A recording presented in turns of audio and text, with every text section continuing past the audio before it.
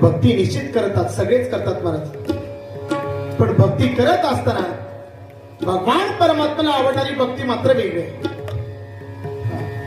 शास्त्राला विपरीत असणारी, संतांना विपरीत असणारी, किंवा त्या भगवान परमात्म्याला आवडणारी भक्ती मात्र तुम्ही आम्ही करत नाही. निश्चित महाराज आपल्या जीवनामध्ये परम कल्याणाचं साधन जर काय असेल तर ते म्हणजे निष्काम भक्ती. भक्ती करत असताना निष्काम भावनेने जर आपण भक्ती केली तर त्या भगवान परमात्म्याला ती भक्ती पोहोचत असते.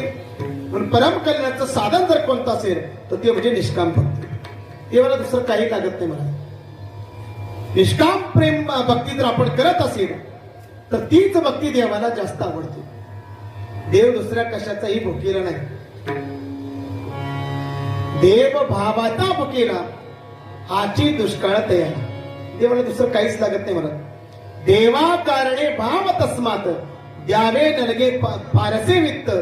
देवाला दुसरं काहीच लागत नाही. कबीरदासजी तर म्हणतात तो भगवान परमात्मा भाव काबू काबू में भाव ही बस साध है. भाव काबू काबू में भाव ही बस साध है. भाव से मुझको बने तो मम से मेरा पार है.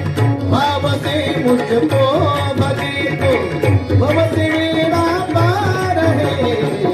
भाव काबू काबू में भाव ही बस साध है. भाव काबू काबू में भाव ही बस साध है.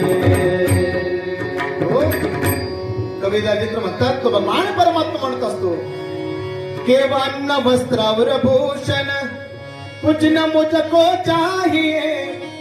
बस आप हो जाए मेरा, बस यही मेरा सत्कार है. गीतेमध्ये बघितलं तर गीतेमध्ये सुद्धा तेच सांगितलं पत्रम पुष्पम फलम तोयम यो मे भक्त्या गृहीती. मला पत्र लागत नाही, फूल लागत नाही, पान लागत नाही. मला काय लागत असेल तर देवा कारणे भाव तस्मात. बस भक्ती करत असताना निष्काम भक्ती करा तर भगवान परमात्मा प्राप्त झाल्याशिवाय राहत नाही.